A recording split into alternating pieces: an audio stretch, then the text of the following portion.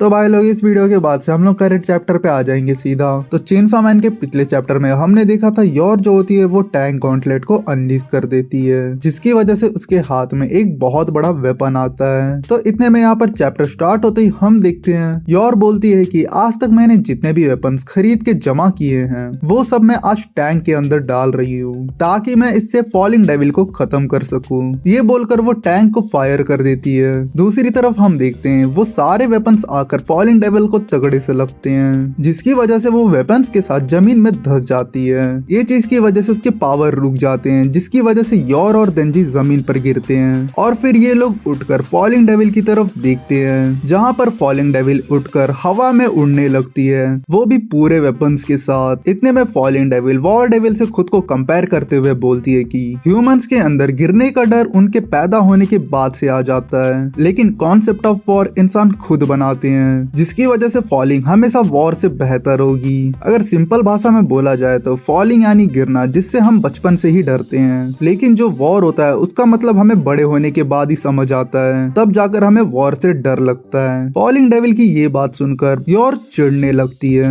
इतने में falling devil बोलती है कि अभी भी मैं देख सकती हूँ तुम मेरे काम में टांग अड़ाने की कोशिश करोगी, इसीलिए मैं तुम्हें ऐसे नहीं छोड़ सकती। ये बोलकर वो पूरे वेपन्स को योर और देंजी की तरफ लॉन्च करती है। फॉलिंग डेविल की ये बात सुनकर यहाँ पर योर देंजी को बोलती है कि यार मेरे पैर में ऑलरेडी चोट लगी हुई है। योर की ये बात सुनकर यहाँ पर देंजी उसको उठाकर भागने लगता है वहाँ से, और आगे बोलता है कि योर आशा जो भी हो तुम जल्दी से एक चेनसॉ वाला मोटरसाइकिल बनाओ। जिसको सुनकर योर बोलती कि अभी मेरे पास ऐसा कुछ नहीं है जिसको मैं एक मोटरसाइकिल में बदल सकूं। इतने में कुछ वेपन्स इनके पास आते रहते हैं, जिसको देखकर योर उन पे बैंग अटैक यूज करके उन्हें उड़ा देती है। ये चीज देखकर देंजी जल्दी से घर का डोर ओपन करके उसके अंदर घुस जाता है। उस डोर की वजह से जो भी वेपन्स होते हैं वो डोर में आकर फंस जाते हैं। ये चीज देखकर इनकी फट जाती है वहाँ पर। इतने में योर यहाँ पर देंजी को देखते हुए बोलती है कि अब मुझे अपना अल्टीमेट वेपन यूज करना पड़ेगा। ये बोलकर वो देंजी के सर पे हाथ रखती है, और ये चीज यहाँ पर आशा समझ लेती है और योर से अपना बॉडी स्विच कर लेती है।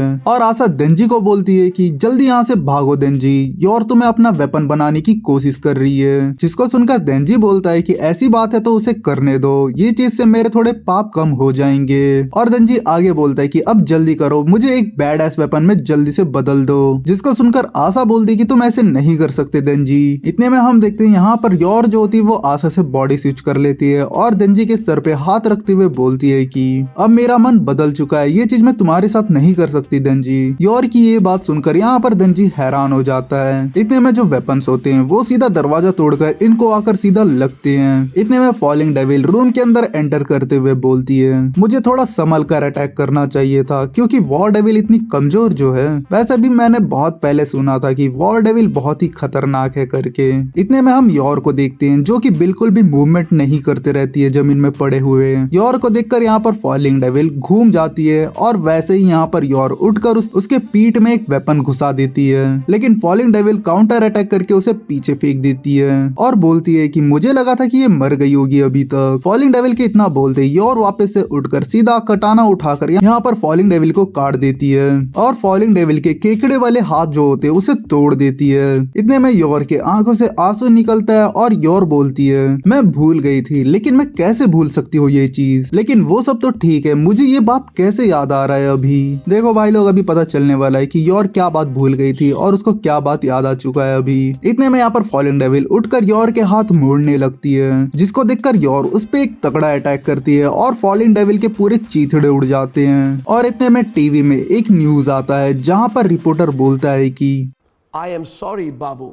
देखो यार अभी जो न्यूज बताने वाला हूँ वो सेकंड वर्ल्ड वॉर के पहले का है। रिपोर्टर बोलता है कि अमेरिका और सोवियत यूनियन का वॉर चल रहा है। उनके बीच अमेरिका ने एक वेपन को ड्रॉप किया है सोवियत यूनियन की सिटीज के ऊपर। और भाई लोग जो भी हिस्ट्री पढ़ा होगा उसको सोवियत यूनियन के बारे में पता ही होगा। अगर नहीं पता है तो मैं थोड़ा सा हिस्ट्री नॉलेज दे देता हूँ यहाँ पर। सोवियत यूनियन बेसिकली अभी यूएसएसआर है, जो की अभी रशिया बन चुका है। अमेरिका और सोवियत यूनियन के बीच में जो वॉर हुआ था उसके वजह से जो कंट्रीज माने वो डिवाइडेड हो चुके हैं। इतने में रिपोर्टर आगे बोलता है कि उस वेपन वेपन की वजह से सोवियत यूनियन की सिटीज पे बहुत ही भारी डैमेज पहुंचा है और अभी तक हमें उस वेपन से रिलेटेड कोई इंफॉर्मेशन भी नहीं मिला है। बस हमें इतना पता है कि वो वेपन जो है बहुत ही खतरनाक है और उस वेपन से ये भी प्लान बनाया जा रहा है कि उससे डेविल्स को मारा जाए। इतने में देखते देखते यहाँ पर रिपोर्टर को एक लेटेस्ट न्यूज का अपडेट आता है, जिसको सुनकर यहाँ पर रिपोर्टर बोलता है कि हमें उस वेपन के बारे में पता चल चुका है। वो एक बॉम्ब जैसा वेपन है जिसके अंदर यूरेनियम और प्लूटोनियम को यूज करके बनाया गया है उसे, और उस वेपन को कहा जाता है कि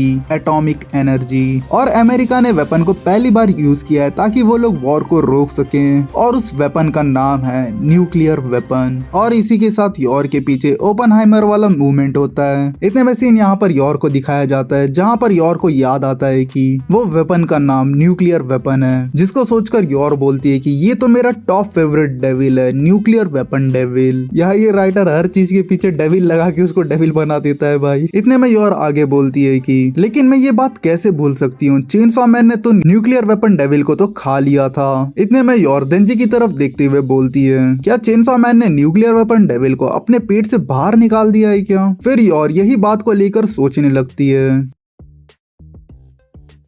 और सोचने के बाद उसे सब समझ आता है और वो कहती है कि चेनसॉ मैन ने उसे बाहर नहीं निकाला है, बल्कि अमेरिका ने री इन्वेंट करके न्यू न्यूक्लियर वेपन को बनाया है, और इसी वजह से मुझे ये पावर्स मिली है अभी। और इतने में यहाँ पर फॉलिंग डेविल उठकर यॉर के ऊपर अटैक करने वाली होती है, लेकिन यहाँ पर यॉर जो होती है उसके पीछे आकर कहती है कि आई वॉन। और यहाँ पर यॉर आगे कहती है कि मुझे अभी ठंड लग रहा है, जल्दी से कपड़े में बदल जाओ। इतने में हम देखते हैं यहाँ पर फॉलिंग डेविल कपड़े में बदलने लगती है और कहती है कि ऐसा नहीं हो सकता। और दूसरी तरफ हम देखते हैं यॉर बोलती है, अब मुझे सब याद आ चुका है, मैं देंजी से प्यार नहीं करती हूँ, मैं प्यार करती हूँ अमेरिका से। क्या? ये क्या बक रहे हो मादर? और यहाँ पर यॉर न्यू कपड़े पहनते हुए बोलती है, अमेरिका ने मुझे इतना पावरफुल और खतरनाक बनाया है और साथ ही बहुत ही अट्रैक्टिव भी। और इतने में यॉर चिल्लाते हुए बोलती है कि अमेरिका थैंक यू अमेरिका। शायद इसको नहीं पता है भाई, ये अमेरिका का नेक्स्ट टारगेट जापानी है। इतने में हमें सीन दिखाया जाता है, न्यूक्लियर वेपन की वजह से बहुत से लोग खत्म हो गए होते हैं और उनकी लाशें दिखाई जाती है। और यहाँ पर सीन दिखाया जाता है यॉर की तरफ, जहाँ पर आशा यॉर को बोलती है कि क्या तुम सच में ये करने वाली हो? जिसको सुनकर यॉर बोलती कि आशा तुम पीछे रहो और एक अच्छी बच्ची की तरह ये सब देखो। और इतने में सीन जाता है यहाँ पर डेड डेविल की तरफ, जहाँ पर देंजी डेड डेविल को देखकर बोलता है, फमी तुम यहाँ क्या कर रही हो? जिसको सुनकर डेड डेविल देंजी को बोलती है, असलियत में मेरा नाम फमी नहीं है, तुम मुझे लिल डी कहकर बुला सकते हो। डेड डेविल भी रैपर्स की मेंबर है भाई, या फिर इसका रिश्ता सीधा वन पीस से है। और यहीं पर डेड डेविल के नाम के खुलासे के साथ यहाँ पर ये चैप्टर यहीं पर एंड होता है। यहाँ तक वीडियो देखने के लिए थैंक यू। तो चलो मिलते हैं नेक्स्ट वीडियो पे।